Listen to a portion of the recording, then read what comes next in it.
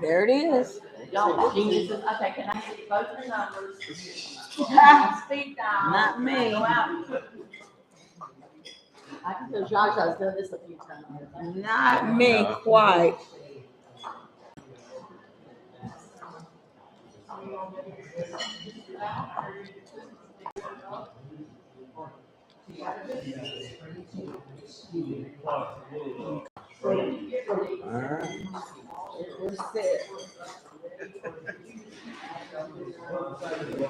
Yeah, I think we're fit. Okay, that's good.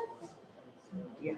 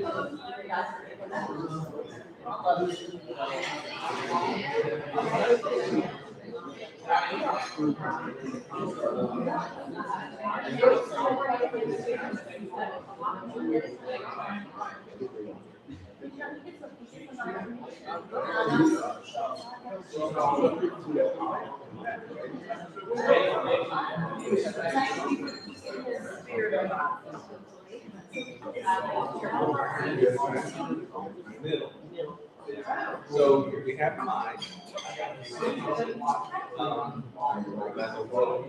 Change the slides. But I can be there with the slides. I'll just cue you. Okay. I'll be right there. Yeah. You just cue me, and I will just change the slides. It's very informal. And Oh, yeah. Spend how much time? How much do you want? You tell me. Well, we can start. You know, we usually do at least 30 minutes. Okay, that's plenty. Is that what? Yeah. I won't go longer, but if I did something longer.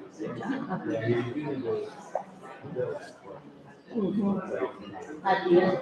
Sure did.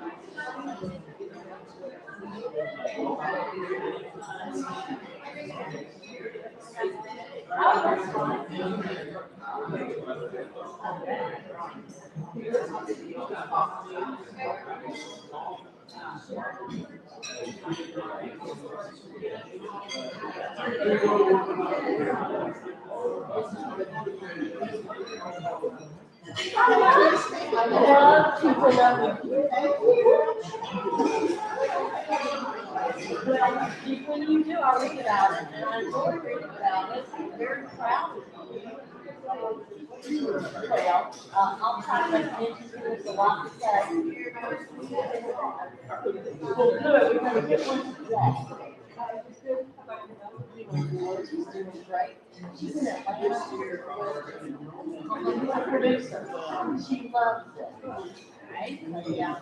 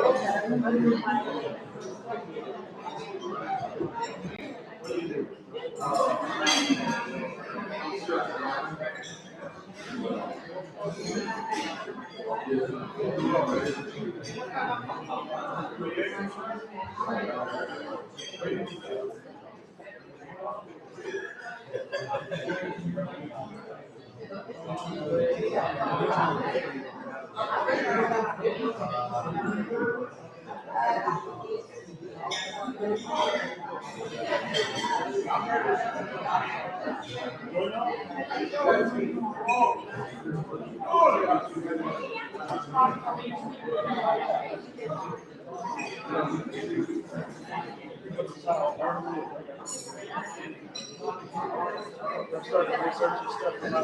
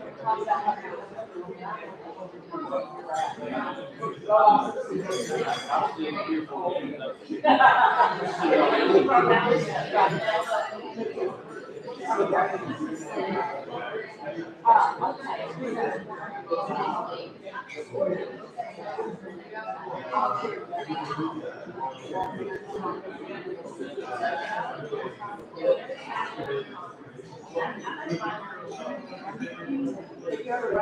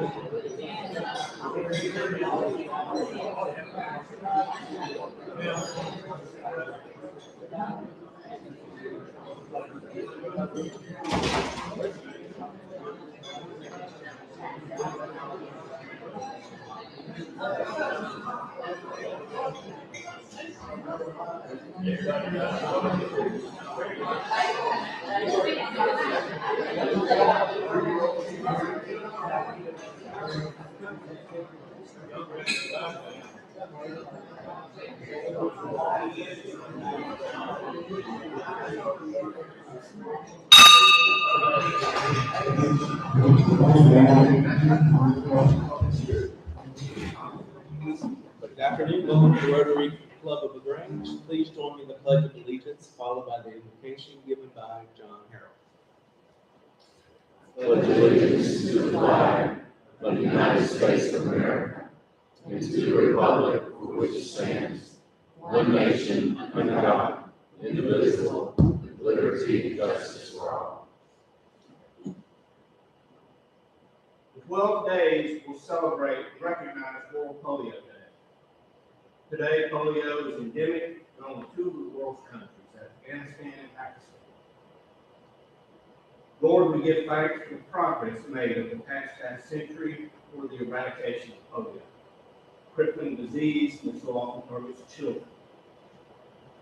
In John 14:14, you assured us, you may ask me for anything in my name, and I will do it. Father, in your holy name, we ask for the eradication of polio, knowing, even expecting, that we are called as your conduits. Encourage us, empower us as Rotarians to dedicate our time, our efforts, and our gifts so that we may see the end of polio and the suffering it imposes on your people. Bless this food and the hands that provided it, so that it may nurture us that good will. Amen. Thank you, John. Scott Landale will.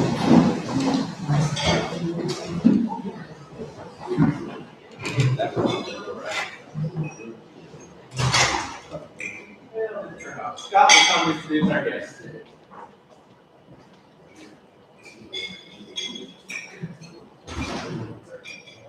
Good Wednesday afternoon, everybody. It's my pleasure to introduce our guest today. Please stand when I call your name. You can stand. So after each of you has been introduced. First off is Sharon Alford. She's here as a guest at Patty Youngblood. Sharon is affiliated with United Way, as most of us either know or should know. And Dr. Marks is here again. And he's a guest of the club and certainly a future member as well. So thank you all for visiting us and welcome.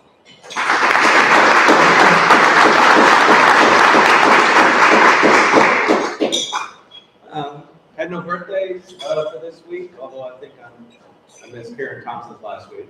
Club member anniversaries: Martha Allred, 13 years on Friday. Jenny Copeland, 24 years on Friday. And Dee Linder was 10 years on Monday. No wedding anniversaries again, because we're not allowed here in October. Just kidding, there will be a slew of them next week, I promise, for the dearth of wedding anniversaries for the past 2 weeks. Club announcements: is Tommy here or Patty here? Want to say anything about pre-K books? 4 o'clock today. We're going to finish it up. Thanks to Tripp, Patty, and Connie, we got much of it done yesterday. Pretty much.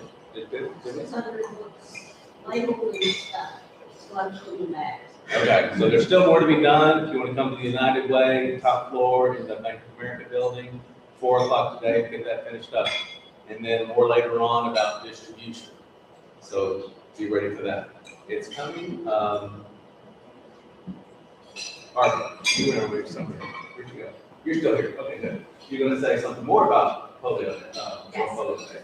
Come on. Thank you.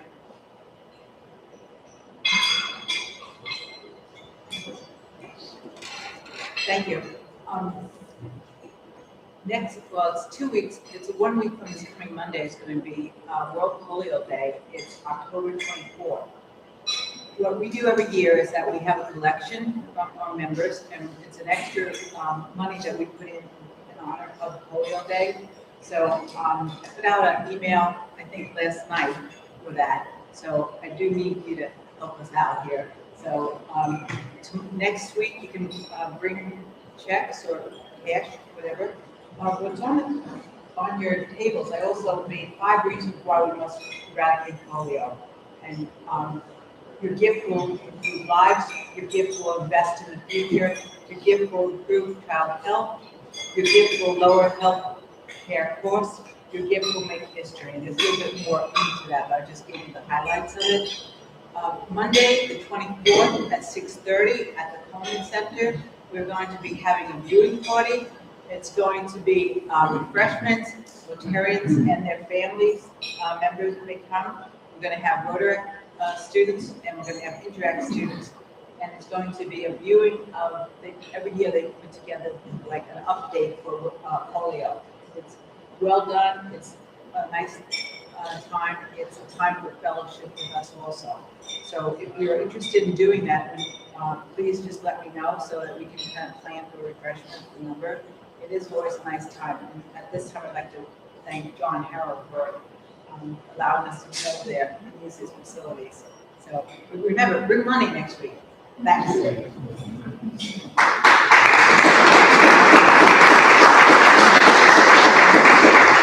Thank you, and now we have time for some happy dollars, and I need a long line because I'm going to try to fix the microphone. So, I want to speak loud.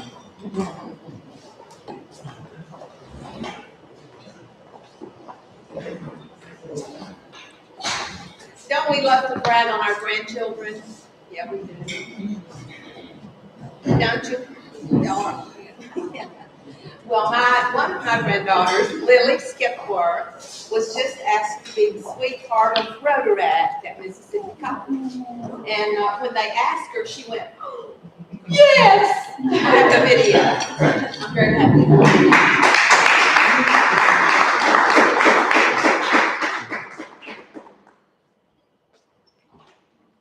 Well, I like to brag on my grandchildren as well, but I'm going to brag on my wife again. I do this very often. 2.5 weeks ago, she ran the Berlin Marathon, Berlin, Germany, which was interesting. She made it. 7 days after that, she ran the London Marathon. Again, another 26.2 miles in a week's time. We made it home, and she's getting ready for the New York Marathon coming up in early November. So, proud.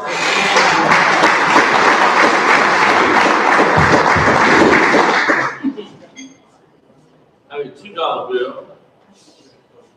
One is for the new director of United Way, Sharon Alford. Will be the nationwide search. Our young lady has won the prize, being the next executive director when Patty goes away. Not going away very far. And the second, I realized that I had run the Rotary Marathon. I remember when I first joined Rotary in 1988, everybody's talking about these guys here at the R85. And for some of you new members, R85 is the place you get when your number of years of service in Rotary and your age equals 85. At that point, there's some different things you can do to be inactive. And I realized this month I am now an R100. So I didn't think I'd ever see R85, but I'm at R100. So I'm in marathon.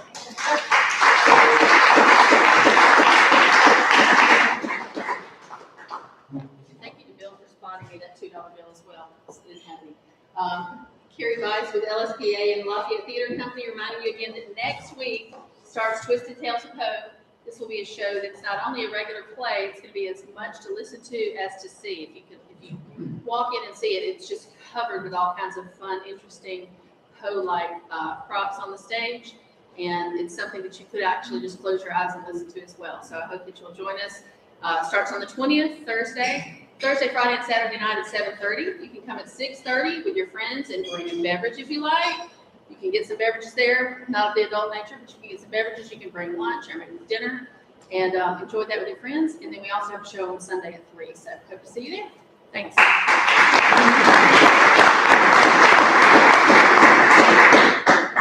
I have $3 happy. One is because I am a United Way agency and I'm excited about Sharon. And it is our blackout period. So if your place of business needs to know more about Fair Share and giving to United Way, reach out to any of the United Way agencies, or especially Patty and Sharon now. 2 is next Tuesday, the 18th at 6:30. We're going to do our annual candlelight vigil on the square. I know these are happy dollars, so I'm not going to give you the stats and the ugliness of how many fatalities and where Georgia ranks and any of that, but I will say it's not good.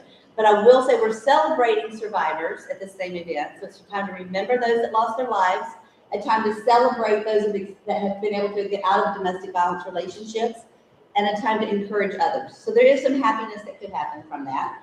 And then the third one is kind of planning ahead. I'm also with Calumet Center for Healing and Attachment, and we're going to be doing our second annual Duck Derby on December 3rd. And Great Wolf has partnered with us, and we're going to slide them down the slide and race them around the lazy river. So if any of y'all would like to be a sponsor for that, we are accepting sponsors right now. So it's another way to get happy and support local communities.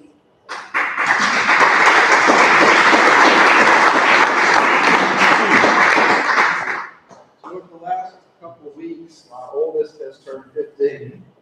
So be careful on the roads. He also had a football game last week, 9th grade game against Harris County.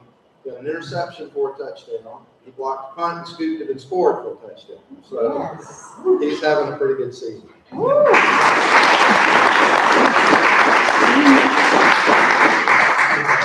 right, thank y'all so much. Let's go ahead and get into our program. Patricia Rogers is here from Vernon Woods. She's the marketing and sales director. She began her career at what is now Wellstar in 1999 as part of the startup team that developed Vernon Woods. After 6 years, she joined the marketing team at the hospital, and remained there until 2020 when she had the opportunity to return back to Vernon Woods. She will share with us today the story of Vernon Woods and the unique role it plays in our community, provide senior housing and healthcare services. She's a graduate of the University of Georgia, has served as a volunteer for many organizations in our community, as a proud mom of her daughter, Mary Margaret Rogers, who went to school in my daughter Sydney, and who is a producer at the Weatherton in Atlanta. So while you come up, I'm gonna fix that speaker and turn down the mood lights and get ready to change your slides. Go. It's always fun when you've got a friend that your kids were friends with. There's another wonderful friend of my daughter, Sharon's son. So it's just a great little network of kids going out in the world and making their way. So, well, I want to tell you today about Vernon Woods and my role there. In '98, I was at the Roosevelt Institute, so how appropriate that we're talking about World Polio Day. Trip Ken and I can tell you a lot about that. We both started out at Warm Springs together. That's just another wonderful memory to my life. Trip and I were just kids fresh out of UGA and ready to make our mark in the world. And obviously, Trip's made a more of a mark than me, but I'm just glad. Yeah, I started out showing him the ropes. How about that? So, at the time, though, my very good friend Jen Nichols said, "Hey, we're doing something really great with Grange. I think you'd be interested in it." She was just not having it that my daughter was about to go into kindergarten and I was going to be working out of town. So she said, "You've got to come over here and listen to this project we're doing. I think you'd be great for marketing. Bring your skills here. Let's do this." So I got to sit down with Charles Foster. I know a lot of you in the room know him. And what a story to be a part of such a big project with he and Charles Hudson. We always call them Charles and Charles. And just the start of Vernon Woods had been, up to that point, about a 10-year project. Assisted living had started taking off globally around in the 80s. And it really started in Sweden. It was a new housing concept where you could move into a place, but also have your healthcare needs met and have some assistance with your day-to-day activities. So it was a trend that was taking off. And just let me tell you something, Charles Foster was not going to be behind the trend. He was always so progressive and so forward-thinking, and that's why a town this size has a hospice, a home care, a retirement community, so many additional services within the health system that you're not going to find in a community this size. And it's also due to the benevolence of the Callaway Foundation that made all of that possible. So here I am getting to be a part of one of the latest projects with the hospital and the Callaway Foundation. And just let me tell you, again, I know a lot of you remember Charles Foster and Charles Hudson. They were so detailed for every aspect of Vernon Woods. They inspected the china that would be used in the dining rooms. They were hands-on in developing the kitchen operation. And to this day, our kitchen is one of the most rivaled in the Grange among restaurants. It is a 5-star chef's kitchen that is unmatched with any of the restaurants in town. Every single detail was laid out because if they were going to do this, they were going to do it, as you know, at the level of the Callaway Foundation, which is always, you know, heads and tails above anything that you can imagine. The standards are always, always high. So it was just wonderful to be in on these conversations with them, see how, you know, their minds work, see how their vision worked, and just from every detail, the property that we're on was Callaway Family Land and the Land Trust. They donated 22 acres to that project. And going back and deciding how this would take place, the hospital at that time already had 2 nursing homes. So as you're looking at what's called long-term care, assisted living was this new rising service that was coming about. So in the beginning, they thought, well, we'll just add in assisted living because we've already got 2 nursing homes. That way you've got next level of care.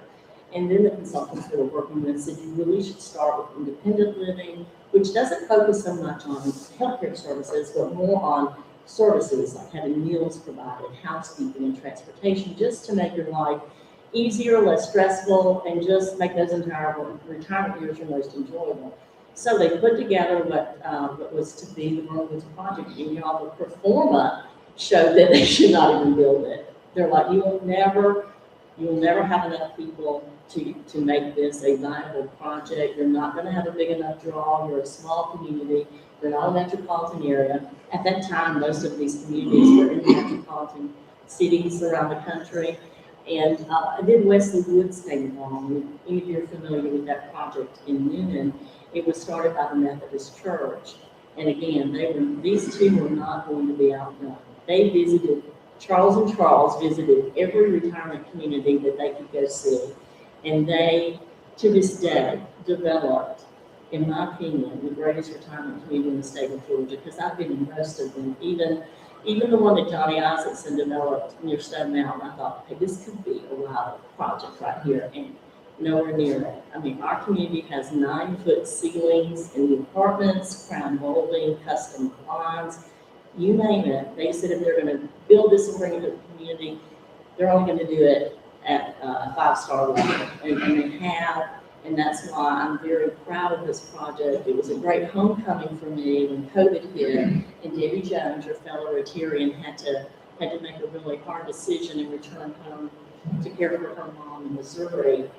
So I was approached about coming back, and I thought, gosh, I've never had the opportunity to go back to where I started. Let's see how this goes. And so much has changed, and then so little has changed. But it's just been a wonderful opportunity. And Kim, we can move on with our slides. I have my slide help right here. We'll move on to our next slide. It's been a wonderful opportunity, and I think the greatest thing about it is just the generational differences. So we were open in 2000. We're now in our 22nd year of operation. Just some quick facts about it. We are a part of the hospital. So many people ask that. They're not sure. We have a different look. You're not going to see a WellStar sign out there because retirement living, you know, they did not want in the beginning to brand that closely to the hospital because they didn't want to feel like, you know, it's medical, you know, it's housing, it's lifestyle, it's something different. But yes, we've always been owned and operated by the hospital. One thing that I think confuses people sometimes is we do have a management company. So it's a third-party vendor to the hospital to manage Vernon Woods, but their specialty is managing retirement communities, which is a totally different game than managing a hospital. It's hospitality, housing, food services, much, much different than the operations at the hospital. So that's why Vernon Woods is managed by a third party.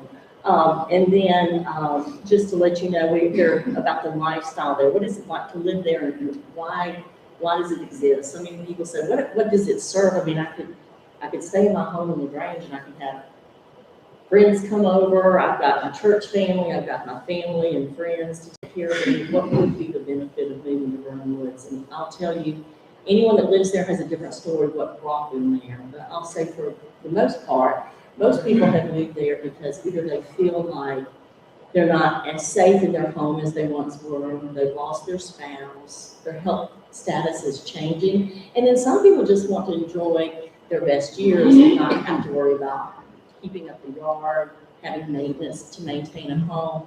So it's really all about the lifestyle, and that's what the independent living, Vernon Crest lifestyle is about.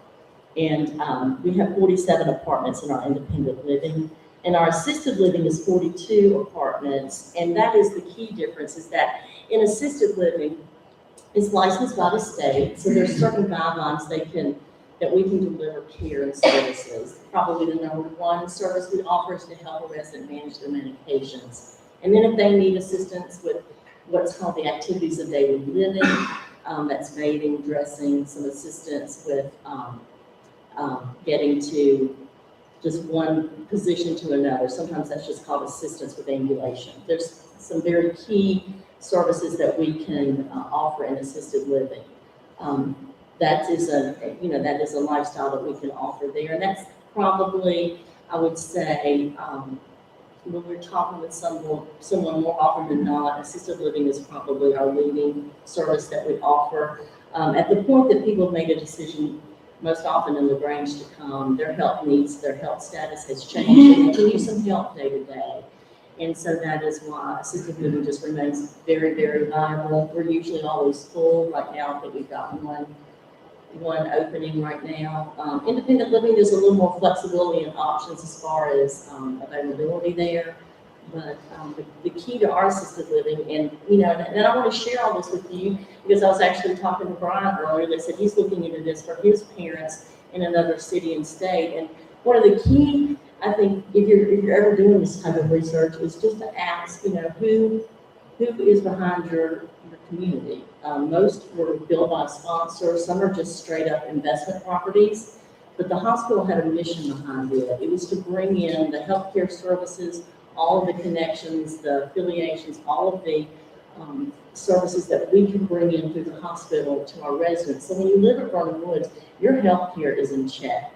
Even if you're in our independent living section, we're making sure that you're lined up with doctors. If you have health needs or you're not at the assisted living yet, we are making sure that you're taking care of those needs. We're suggesting services, PT, OT, different things that we can bring in to help you manage your health, because that is our focus and it's so easy for us to do. Tomorrow, in fact, we're doing another booster clinic for COVID vaccine. So we're always looking out for our residents. We did flu shots a few weeks ago.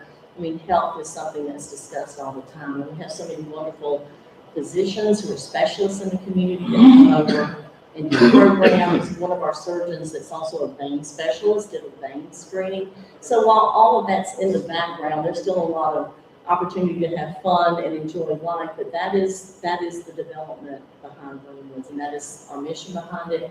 And we were one of the very first hospitals, and there's only a handful in Georgia that got into the retirement community option.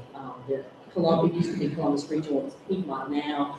They did a development probably about 10 years after Vernon Woods was developed. So a lot of eyes were on Vernon Woods around the state to see if this could be something that could be viable, would it serve a purpose? But going back to Charles and Charles, I love how they took the performer and said, well, okay, guys, that's your opinion, but we know this community.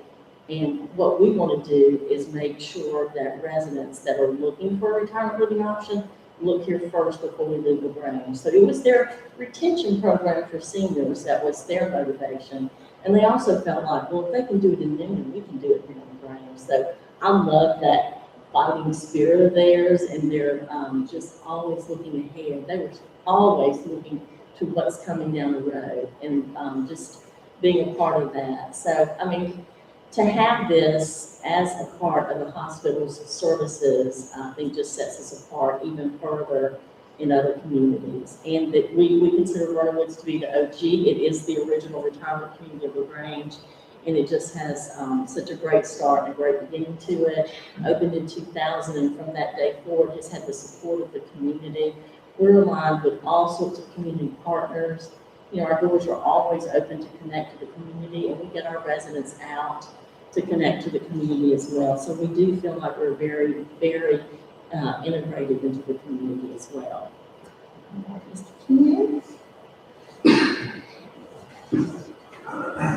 And so just a little further details about being a part of Wellstar.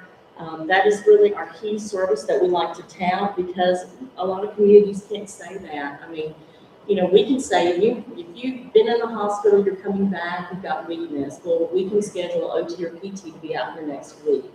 We can pick up the phone and make a call. If our residents ever have to go to the emergency room, we call ahead to say we're coming in. They go right in through the ambulance bay entrance. They know where Vernon Woods, and they take such great care of them. We just have those connections that just pay off in such great dividends for our residents. Another key feature to what we offer is our restaurant-style dining. I'm sure all of you know Jeffrey Tucker. We are so fortunate that he decided to leave the restaurant life between Helen Gardens in Atlanta and settle here to raise a family. So he's been a part of Vernon Woods since 2006.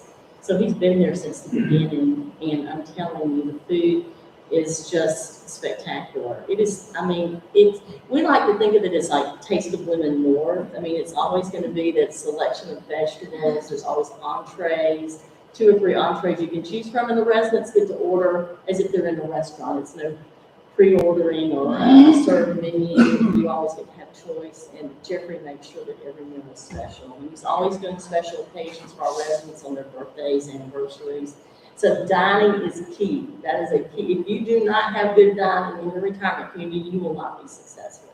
So Jeffrey is our hallmark of our program. We love him, and he is not only a wonderful chef, but looks after all the residents. He can tell you everybody's birthdays, their kids' names. I mean, he is just a special key part of our program.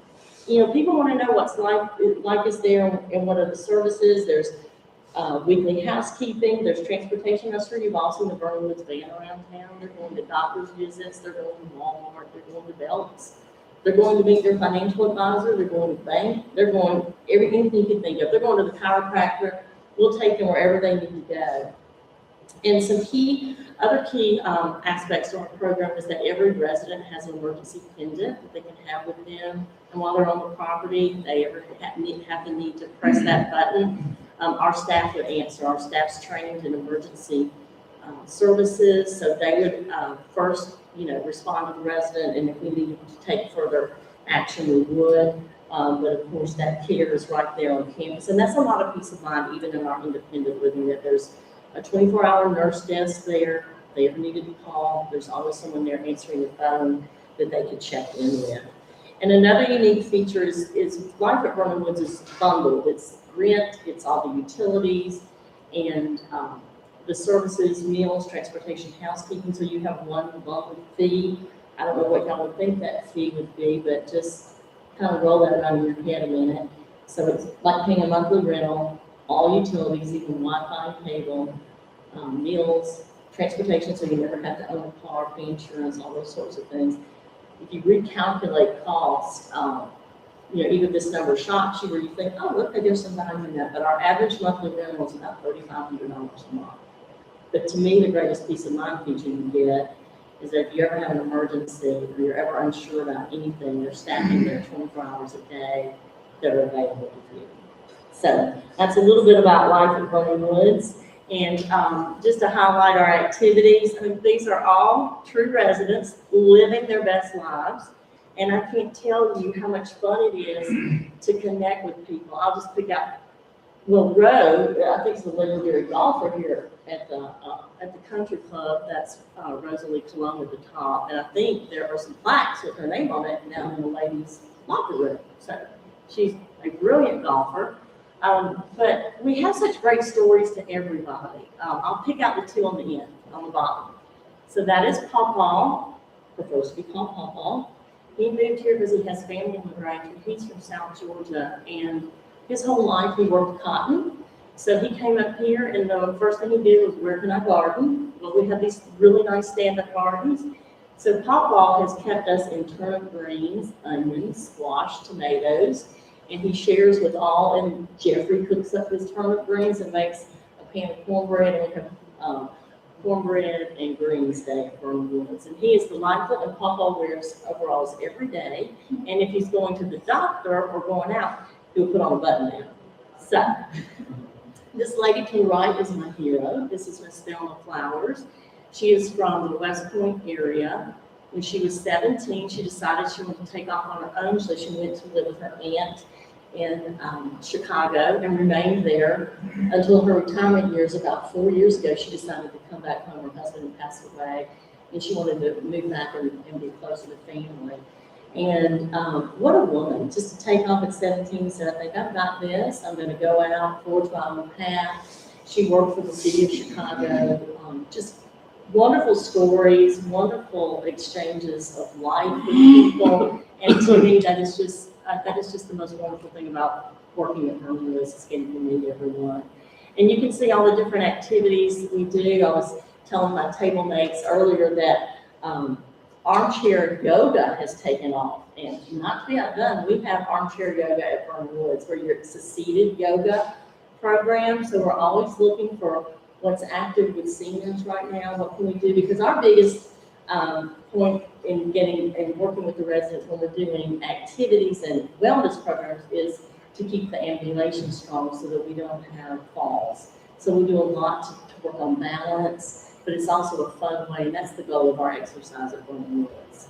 So, the pandemic, oh my goodness, y'all.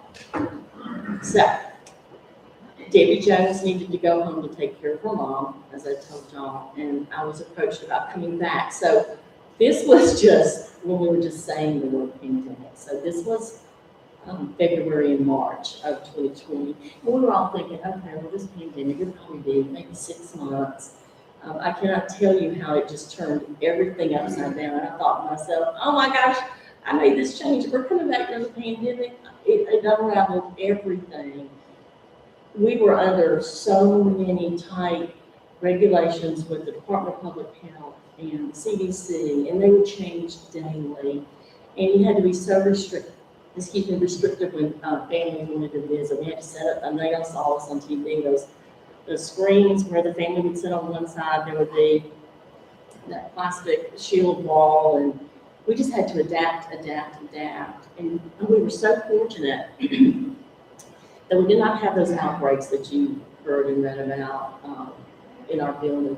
We had some isolated cases, but I will tell you what was devastating to us during the pandemic was our residents that had chronic conditions, congestive heart failure or other just needs that would put them in the hospital about once every 2 years. And with being so isolated, no family could visit, we lost residents, we felt like, from isolation in the hospital. They would go in and typically they would come home in 3 to 5 days and they just weren't coming home. And that was a difficult time. We lost at least 10 residents under those circumstances. They would be away from their families. So we saw a lot during the pandemic, but it also helped us. We were so far ahead of the game in the pandemic though, because being a part of the hospital, we were already doing the sanitation protocols that probably weren't even put into place until at least 3 or 4 months later. We had already nailed that. We had that down. Our residents could get the vaccines along with healthcare providers. They were some of the first to get the COVID vaccines.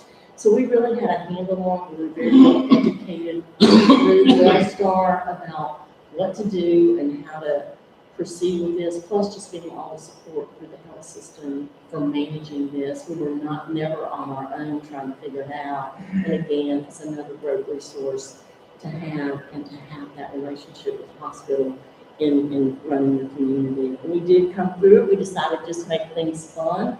We were under lockdown for months at a time where the family members could have like very select group visitation. So we had family members, this was really before everybody got into using Instacart and Walmart delivery and all that, but family members would drop off care packages to their loved ones and we'd have to sanitize them.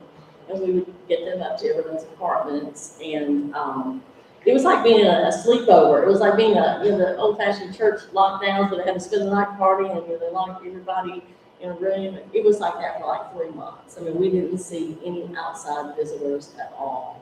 And we just decided to just build each other up. I mean, we got closer to everyone in so many ways. So we don't really look at that as being detrimental as much as it just was a great bonding and made us trust in each other more, and the residents just gained such close relationships with them as well. But we did come through it. And again, we have so many advantages that we had a team from the hospital that makes sure our residents are getting their COVID boosters. So going forward, we got to keep up with the times. We started in 2000 with a Milliken carpet all throughout the building. It was designed just for Vernon Woods, but over time you do have to make changes. We've really eliminated most carpeting and gone to the LVT flooring, probably what this is right here. The #1 reason is there are fewer falls and it's more steady for everyone to walk on, especially if you're using a walker. So you'll see this really nice, beautiful LVT flooring throughout our building.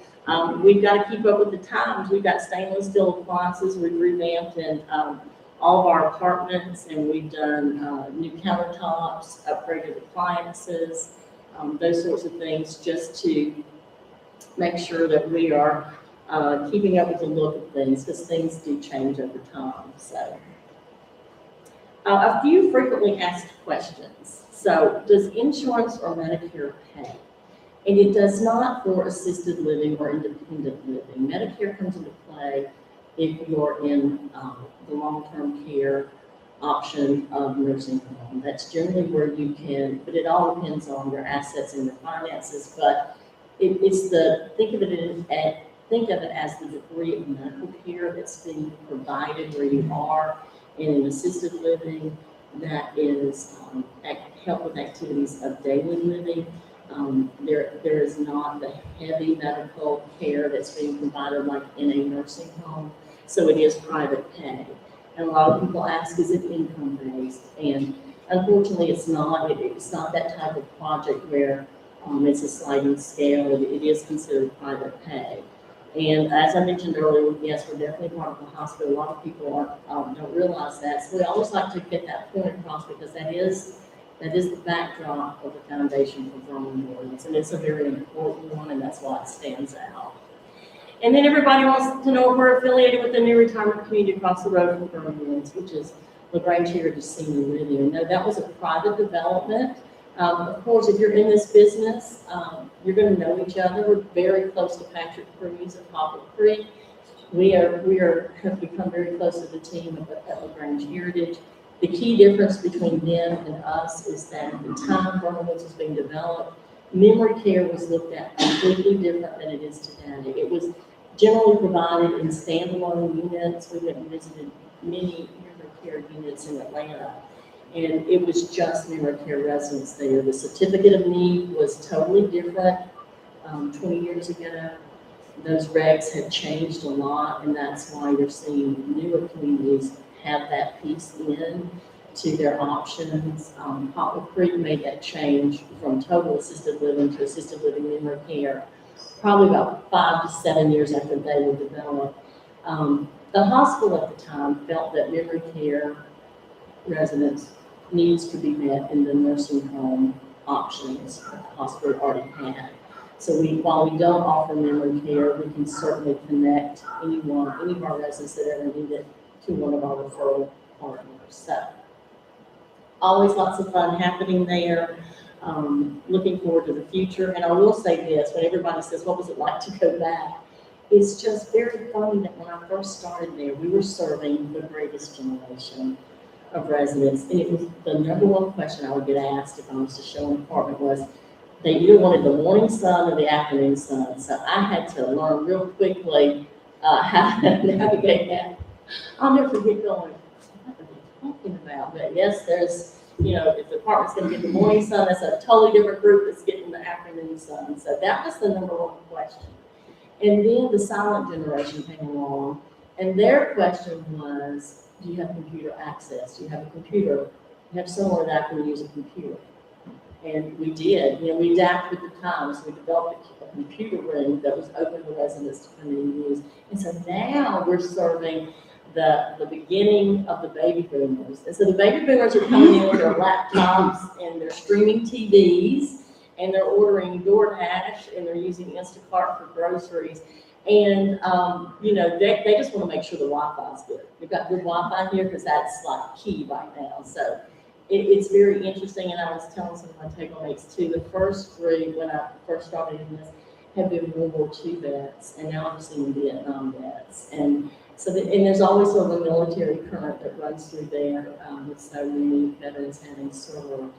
And so that's always interesting too. But so we're now with baby boomers, and they're very interested in going to activities, and that's why we always partner with Carrie at LSPA. We're at all of the plays, all of the events. They love to get out and go, and that's another great feature of being in LaGrange. There's so much to do through the colleges here, through LaGrange College and Point University, and just the general offerings from the community make it so easy for us to provide fun and interesting lifestyle in addition to all the other services that we offer. So I thank you for your time, and I thank you for all that you're doing as Rotary, and appreciate being here. Father Tim, who arranged for me to be here today, who is my pastor and my spiritual guide, wanted me to offer his condolences that he couldn't be here. He was called away to a meeting in,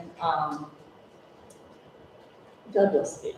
But he did want me to say, I'm sorry, he couldn't be there. And we're leaving you a great, great handy, little light, great for your phones, your computer screens, lint-free, so you can, get all your business.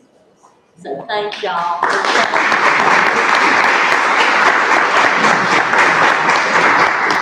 Thank you so much. And in honor of your speaker today, we'll be making a donation in your honor to Polio Plus, which is Rotary's initiative to eradicate polio worldwide.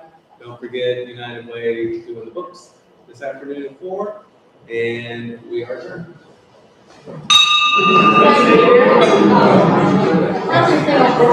Good.